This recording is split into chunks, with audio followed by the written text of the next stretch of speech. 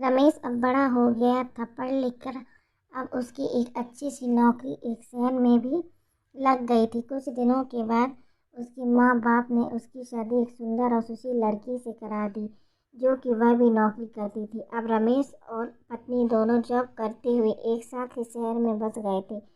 कुछ दिनों के पश्चात रमेश के पिताजी भी अब इस दुनिया को छोड़कर चले गए, जिसके बाद उसकी माँ एकदम अकेली सी हो गई थी। जिसके बाद कुछ दिनों के बाद रमेश अपनी माँ को अपने साथ रहने के लिए शहर ले आया। जिसके बाद वह शहर में आकर रमेश की माँ खुद को एकदम अकेला पाती थी। इस तरह उन्हें भी अच्छा नहीं लगता था, लेकिन माँ अपने बेटे की हमेशा खुशी ही चाहती है, सो धीरे धीरे वह शहर में रहना सीख गई।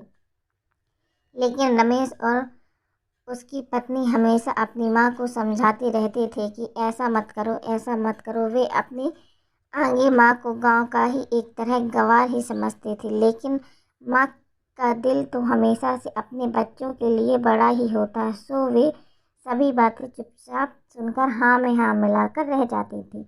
एक दिन की बात है, सुबह रमेश की पत्नी को जल्दी ऑफिस जाना था, सो वह सब कुछ जल्दी से तैयार करके रमेश का खाना पैक करके ऑफिस चले गए। इसके बाद रमेश भी जल्दी जल्दी तैयार होकर ऑफिस निकल गया था। फिर कुछ समय बाद रमेश की माँ ने देखा कि उसका बेटा तो खाने का लंच बॉक्स तो घर पर ही भूल गया है, तो माँ ने बिना देर करते हुए फटाफट ऑफिस पहुंच गई और पास में एक कुर्सी पर बैठ गई, क्योंकि कंपनी के बाहर के व्यक्ति को अंदर जाने के लिए मना था। सो फिर बेटे को दिक्कत ना हो इसलिए फ़ोन न करके मैसेज किया, लेकिन रमेश अपने काम में बिजी था, सो माँ के मैसेज पर ज़्यादा ध्यान ना दिया।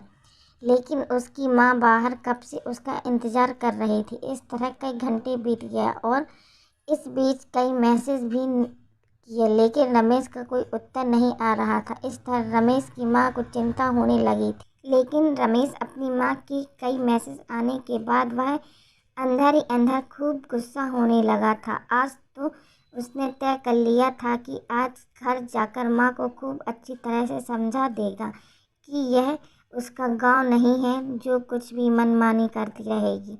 और इस तरह शाम हो गई।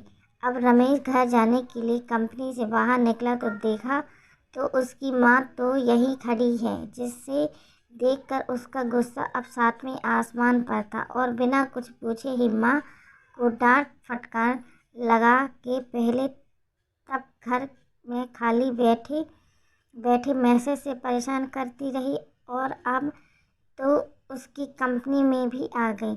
आखिर उनका यह गांव नहीं है जो मनमानी करती रहेगी। यह सुनकर रमेश की माँ ने खाने का टिफिन रमेश की ओर आगे बढ़ा दिया, जिसे देखकर रमेश को अब समझते हुए देर न लगी कि वह अपना खाना भूल गया था, जिसे माँ ने उसे देने के लिए यहाँ आए थे। इसके बाद रमेश की माँ बोली, बेटा भले ही तुम बड़े हो गए हो, बड़े शहर में रहने लगे हो, भले ही अच्छे बुरे की ज़्यादा समझ आ गई हो, लेकिन मेरे लिए आज भी मेरे कलेजा का टुकड़ा ही हो, जिसे मैं बचपन से लेकर आज तक पालती हुई आ रही हूँ।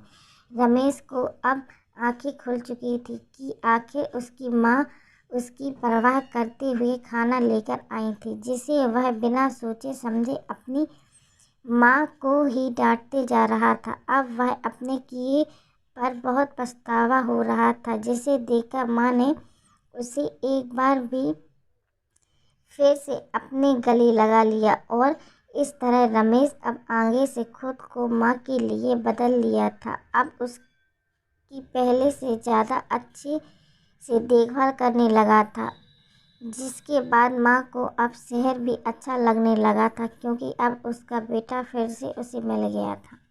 धन्यवाद। स्टोरी पसंद आई हो तो लाइक एंड सब्सक्राइब कीजिए।